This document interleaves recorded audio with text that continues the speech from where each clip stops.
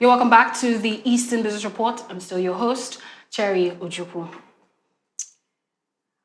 In today's fast-paced corporate world, the ability to transition smoothly and remain steady through major changes is what separates a standard manager from a truly transformative leader. Today, we are looking closely at what it takes to shift gears, manage massive corporate responsibilities, and build unshakable strength at the top.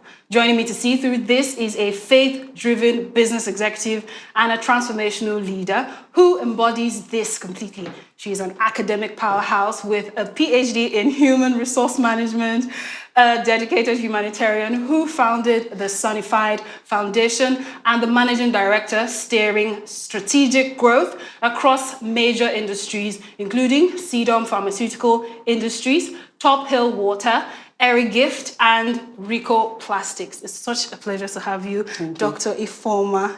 All right, so you hold a PhD in human resource management, and you lead completely different sectors, like I've mentioned. So what is the hardest part about pivoting your leadership style between such different industries? My hardest part was when I transitioned into the plastic industry. Okay. Because then they had obsolete modes, the operational systems were quite different from pharmaceutical. The staff, the system, was a whole lot, different. so it was quite very difficult. But one thing that really helped me was I knew as a leader that you have to remain humble. At any time, you have to be teachable. So it actually gave me that experience. It was quite stressful, very. But that was the hardest part of my pivot. Okay, so when major economic or operational crisis kind of hits your production lines, what is your personal blueprint? Let's say, what do you do to be able to withstand pressure? Okay, there's this thing I call the pause moment. Okay. I don't take decisions based on emotions. I pause for a while, then, like you said, I'm faith-driven. I go back to God for clarity. Then, of course, your team. Once you have a good team, it brings clarity, and the communication. They give you that clear communication and all that. But I don't take decisions immediately. Immediately. Yeah. So the pause moment. The pause moment. Yeah. I'm going to have to learn that because everybody needs it. Thank you. So looking ahead to the upcoming God See Woman experience, what kind of conversations or shift are you most excited to see emerge from the women that would attend? One of the issues women have is dependency. They want to depend on their husband, depend on, father. They have that issue. So, and they just, they don't believe in owning. That's what it's about, access to ownership. They don't believe they could own something. So they just do things to earn. It's just to earn. So, and half of the time they are waiting for encouragement, they believe they can be more and all that. So the program is to make them understand that you can be more. You can own anything you want to be. Is there something you want us to know or anticipate of what you would say to them there? Yeah, there I'm going to actually tell them what it takes to build wealth. Wealth is beyond money. It takes character, and most of the time we lack it. Because, in the business world, in anything you're doing, integrity is a currency.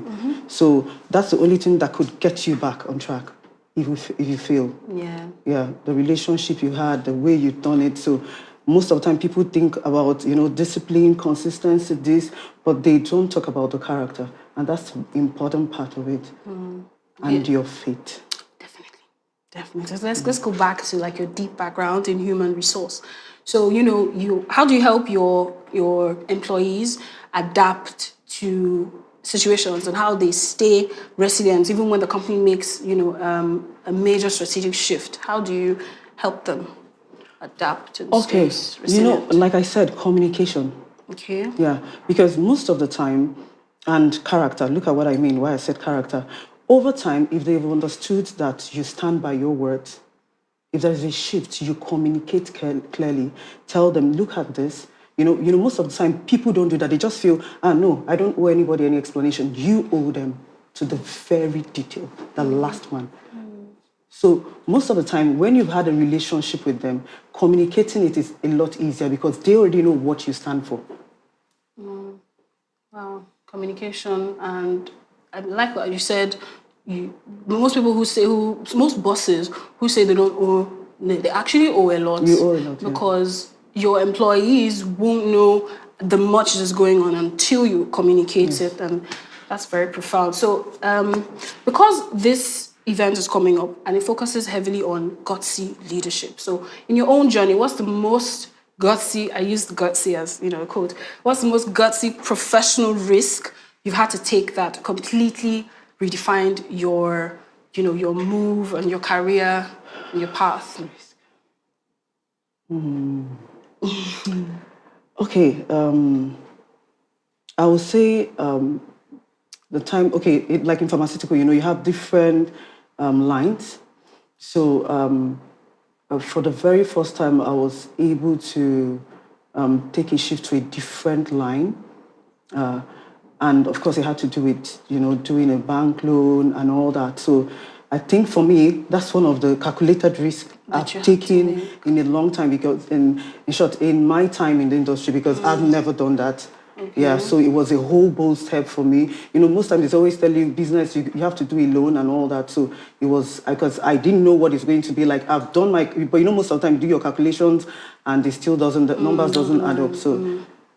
Okay, so you founded the Sunifed Foundation, so because you wanted to meet immediate needs, right? So what was it about for you, and what was your inspiration to actually start?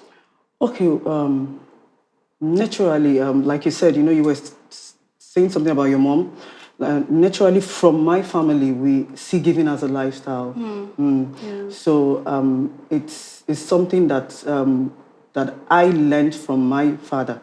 And it has shaped us, so reaching out to the community and all that is something that actually gives us joy. And we've already seen the impact. And wealth is more than having money. It's about impacting lives. Wow. Thank you very much. So for any professional or entrepreneur watching right now who feels, stuck or needs to make a major career move, what's the very first step you would give them to have as much of a successful pivot as you've had? What would you say to them? Okay, I'll tell them, start small, think big. You have your purpose, always have your vision because it keeps you in line, keeps you in check. Then your purpose, why are you pivoting? You don't do it because of trend. Yeah. You should take strategic decision while doing that. Don't do it because others are doing it. All right, so we'll take a quick break and we'll be right back. I do apologize for that break in transmission. So I was going to ask, now you're going to be speaking as a high-profile speaker at the Gutsy Woman Experience. So what is the one message on, executive resilience that you hope on the audience to take away from your session? Just like I said, you don't lead or you don't take decisions based on emotions. Yeah. You must have clarity. You make your research. You build your team. Communicate clearly. Yeah. Because executive resilience is just taking decisions, the right decisions under pressure. So at any time, these are the steps you need to take, not on emotions. So, and we're going to have many attendees, hopefully, from the event. So, and those attendees will probably be business owners who are looking to scale up. So, how do you know, what would you teach or what would you say to them for them to, learn that from a manufacturing perspective, how do you know when a business is truly ready to transition from retail to production and manufacturing? Oh, well, it has to do with the capital available. Yeah, because before you actually transition, you must have made your research. Yeah, definitely. Because some people, it's not everybody that wants to enter manufacturing. Some people stay in retail and move it to wholesale. They're just there, So, and this thing, just like we said, is about purpose. Do you want to do this? So one, you have to check your capital. What is your reason for doing that transition?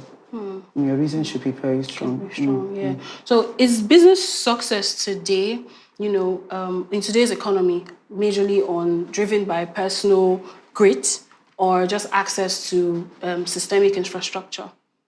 Both. Do you think that, like business today, in today's economy, we already see how it is. Is the economic climate driven from business perspective? Is it driven more by personal excitement or basically just access to a system that works? System that works. Infrastructure, a system that the one you created yourself. Yes, the one you create yourself. Of course. How can you scale without a system? Okay. Most people do that and they fail.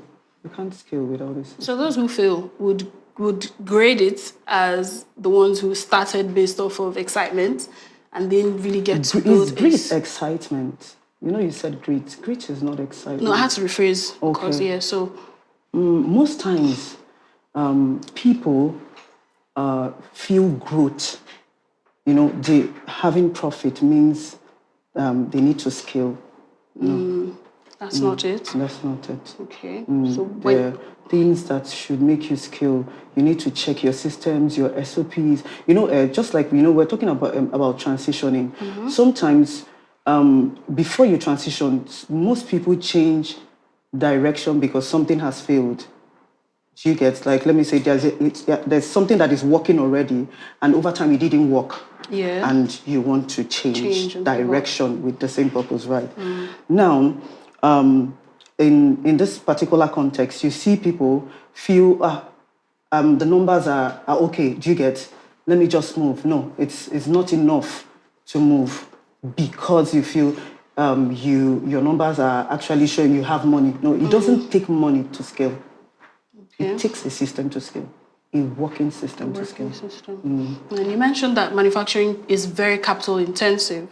So what funding models, do you think actually work for local industrialists who are looking to scale, and which of them can you mention for us to? Funding models, it's just a bank and BOI, Bank of Industry.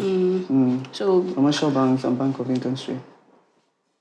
For those who don't particularly have much knowledge about how they can go about it, how do you think they can?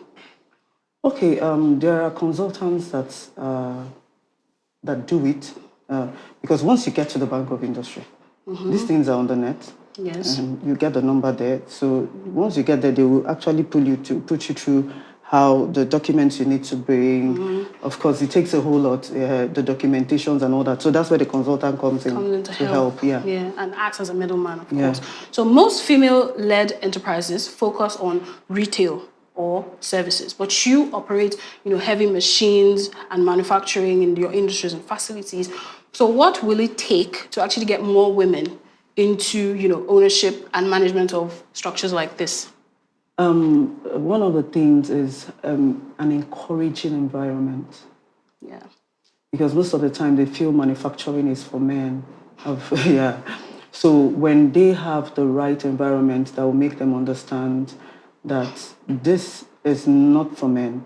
Funnily, now most workers we have, down to the operators, are women. So they need to understand that it's not like it used to be before. Yeah. So it's once we create, and I think that's what GOTSI is all about, to create that awareness that it's no longer as it used to be, and it's not as stressful as they make it look like. Do you get? No, it's not like that. Yeah.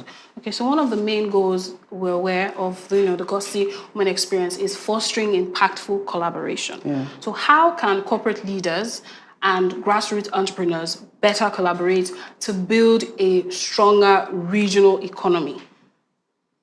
Okay, with this, for example, one of the things I said I was going to do is actually relate a particular kind of knowledge. I don't want to just talk. I want to actually give them details of how you could enter an industry. Like in plastic, for example, you could even start with what you have. Look at what I mean.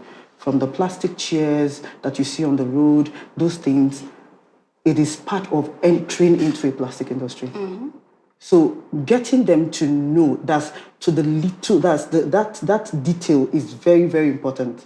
Because if they don't have that knowledge, or if we just say it as we used to, you talk about the normal thing. No, what we're about to do is to get that the minute part of it to them. Okay, so before we end this session, I would like you to say something to our viewers on what they expect from the Gutsy Woman experience. Well, for women that will be coming there, I know there will be a shift. And one thing you always have to know is owning assets is not difficult. It takes resilience. Of course, there will always be innovations. Don't be intimidated by changes. The only thing constant in life is change. So embrace the change, but have one thing in mind. Every other thing is a resource. God remains the only source of wealth. Thank you very much. Thank you. And it's been such an insightful session with you, Ma. Thank you. And I really hope to see you on Saturday as well when I attend, by God's grace. And that's the much that we can take on the Eastern Business Report. The Afia Business Morning returns tomorrow. Many thanks for staying with us. My name is Cherry Ojukwu. Coming up next is Afia. Bye for now.